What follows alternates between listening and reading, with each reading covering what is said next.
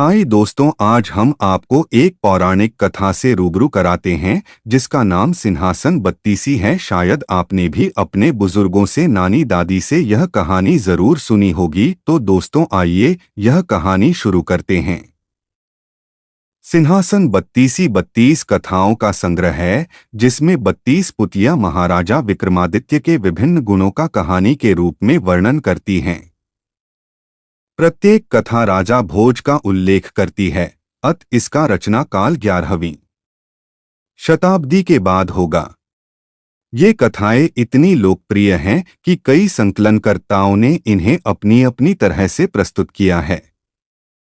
सभी संकलनों में पुतलियों के नाम दिए गए हैं, पर हर संकलन में कथाओं के क्रम में तथा नामों में और उनके क्रम में भिन्नता पाई जाती है।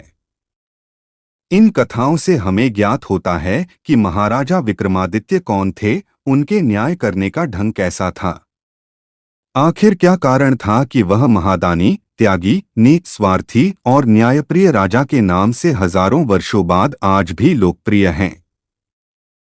एक रत्नमंजरी जन्म तथा सिंहासन प्राप्ति। सिंहासन बत्तीसी पहली पुतली रत्नमंजरी राजा विक्रम के जन्म तथा इस सिंहासन प्राप्ति की कथा बताती है। वह इस प्रकार है। आर्यावर्त में एक राज्य था जिसका नाम था अम्बावती।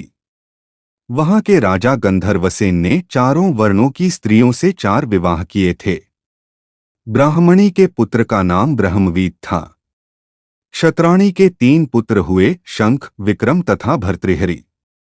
वैश्य पत्नी ने चंद्र नामक पुत्र को जन्म दिया तथा शूद्र पत्नी ने धन्वंतरी नामक पुत्र को। ब्राह्मणीत को गंधर्वसेन ने अपना दीवान बनाया, पर वह अपनी जिम्मेवारी अच्छी तरह नहीं निभा सका और राज्य से पलायन कर गया। कुछ समय भटकने के बाद धारानगरी में ऊंचा ओहदा प्राप्त किया तथा एक दिन राजा का वध करके खुद राजा बन गया। काफी दिनों के बाद उसने उज्जैन लौटने का विचार किया, लेकिन उज्जैन आते ही उसकी मृत्यु हो गई। क्षत्राणी के बड़े पुत्र शंख को शंका हुई कि उसके पिता विक्रम को योग्य समझकर उसे अपना उत्तराधिकारी घोषित कर सकते हैं, और उसने एक दिन सोए हुए पिता का वध करके स्वयं को राजा घोषित कर दिया। हत्या का समाचार दावानल की तरह फैला और उसके सभी भाई प्राण रक्षा के लिए भाग निकले। विक्रम को छोड़कर बाकी सभी भाइयों का पता उसे चल गया और वे सभी मार डाले गए। बहुत प्रयास के बाद शंख को पता चला कि घने जंगल में सरोवर के बगल में एक कुटिया में विक्रम रह रहा है तथा कंदमूल खाकर घनघोर तपस्या में रत है। वह उसे मारने की योजना बनाने लगा और एक तांत्रिक को उसने अपने षड्यंत्र में शामिल कर लिया। योजनानुसार तांत्रिक विक्रम को भगवती आराधना के लिए राजी करता तथा भगवती के आगे विक्रम के सर झुकाते ही शंख तलवार से वार करके उसकी गर्दन काट डालता। मगर विक्रम ने खतरे को भांप लिया और तांत्रिक को सर झुकाने की विधि दिखाने को कहा। शंख मंदिर में छिपा हुआ था। उसने विक्रम के धोखे में तांत्रिक की हत्या कर दी। विक्रम ने झपटकर शंख की तलवार छीनकर उसका सर धड़ से अलग कर दिया।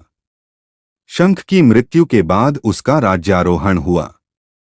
एक दिन शिकार के लिए विक्रम जंगल गए। मृग का पीछा करते करते सबसे बिछुड़कर बहुत दूर चले आए। उन्हें एक महल दिखा और पास आकर पता चला कि वह महल तूतवरण का है, जो कि राजा बाहुबल का दीवान है। तूतवरण ने बात ही बात में कहा कि विक्रम बड़े ही यशस्वी राजा बन सकते हैं यदि राजा बाहुबल उनका राजतिलक करें, और उसने यह भी बताया कि भगवान शिव द्वारा प्रदत्त अपना स्वर्ण सिंहासन अगर बाहुबल विक्रम को दे दें तो विक्रम चक्रवर्ती सम्राट बन जाएंगे। बाहुबल ने विक्रम का न केवल राजतिलक किया, बल्कि खुशी खुशी उन्हें स्वर्ण सिंहासन भी भेंट कर दिया। कालांतर में विक्रमादित्य चक्रवर्ती सम्राट बन गए और उनकी कीर्तिता का सर्वत्र लहरा उठी। मत छोड़िए, क्योंकि जिसने उम्मीद का साथ छोड़ दिया तो फिर जिंदगी उसका साथ छोड़ देती है। हर पल सकारात्मक रहिए, खुश रहिए, ऊपर वाले के आशीर्वाद के साथ और अपनों के प्यार के साथ अपनी अच्छी और सच्ची मेहनत के साथ कर दिखाओ कुछ ऐसा कि दुनिया करनी चाहे आपके जैसा। दोस्तों, कहानी अच्छी लगी तो लाइक और सब्सक्राइब करें, आपकी लाइफ से हमारा मोटिवेशनल होता है।